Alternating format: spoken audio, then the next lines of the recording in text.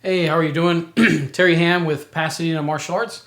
Want to make some films, some video clips for YouTube. We're doing a lot of online lessons on Facebook, but I'd like to make some more Taijutsu specific and weapon specific videos for our YouTube. The first thing I want to look at is the first Kukishinden Bikenjutsu Kata Ski Iri. This is, just how I understand it. Everyone's going to have a different, opinion and training. I'll just like to explain what I like to do and teach and practice. First of all, let's look at holding your bokken. Should be super basic for everybody, but just to kind of make sure for those watching. What I like to do is put this in line with my pinky, roll up, and the pinky goes on the base, not underneath, but here on the base. These three fingers, again, are what's really holding. My thumb and this finger are not squeezing.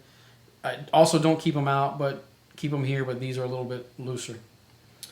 You're going to have with space. Same thing with the right. These three fingers, these are loose, but not pointing out. Don't point your fingers. Don't pay too much attention to, on most modern bokken, they have the groove cut.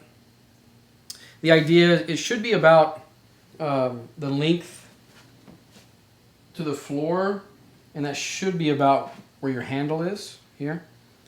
And you'll have space between the hands. The heel of my palm is on the bottom just a little bit, and this is just for thrusting, so that if I'm pushing into a target, I can use this to thrust in. If my hands are too high, it might slide off the suka, the handle. So anyway, so the first kata, and this is me practicing solo, so bear with me, but is I'm in seigon. So this is in line with my toe. Most of my weight is on the back leg. And when I'm holding, I don't want to flare my elbows. I want my elbows kind of tucked, and my hands are pointing in a little bit. And again, more in line with my lead toe, and we're in seigon. So this is the tori part. I'm here. And my movement is dropping the tip, doing a ki, and thrusting with tucking my head. Okay. Again, dropping the kisaki, kind of creating an opening, doing a ki, thrusting, dropping to my knees, and thrusting in to like suigetsu or to the throat. All right. Now the uke is in daijodan. Again, weight is back leg, and as usually you see this practiced, the person does a ki and then thrust here, suigetsu, or to the throat, and then that's the finish of the form. But the main thing that I'd like to talk about is why. When we do these kata, it's important to practice the form first.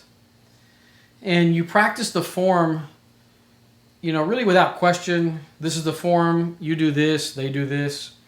And you do this over and over and over and over. Naturally, as we practice, we're going to have questions. Well, why would I do that? Why would this guy do that? So let's discuss that now. This is how I interpret this and how I was actually taught. So, as I'm here in seigon, when I drop, I have to have a strong sense of spirit, of kamae. And really what I'm doing by doing the ki is testing the person. Because as he's in daijodan, he's going to step and cut. All right? So one thing that always bothered me is if I drop and ski and then he's cutting down, it's more like who's the fastest. But when we ki, so if I'm in Daijodan and the other person ki-eyes, it's going to create one of two reactions. One reaction might be when he ki-eyes, it could startle me and cause me to kind of go back. If they go back, that's when you drop and you go forward. The other reaction that might happen when they ki is it may cause him to cut quickly. So most techniques, if we really examine someone doing something in the response, is not an infinite amount of responses. Usually the response is going to be door A, door B. Not always, but usually. And in this case, we're looking at, right, the ki, it startles, they go back, or they cut quicker. If they go back, you drop and you ski. If they cut quicker, you're still moving forward with the same foot. So if I'm dropping, I'm moving with this foot. But if they start to cut in, I move with this foot to the side, cut across the body, then cover the hand. Okay? So the next version would be I move to the side, cut across the body, and then cover their hand from the cut. They're in Daijodan. Again, cut across the body, not like this, because I don't want to expose my back. I cut across the body, cover the hand, and that's the finish. Now, what's happening? So let's examine this from a modern perspective. Imagine you're driving a car and you need to move over. But every time you move, maybe you put a blinker on, this guy stays with you. He doesn't slow down. So you put your blinker and you start to shake a little bit toward his direction. Not that you're going to run in front of him. You just start to act like you're going to move over. Now the guy has two responses. One, he starts cussing you out and slowing down and going, oh man, this guy's an idiot. Now you have space and you move over. The other response might be he gets mad and he speeds up and then you move over.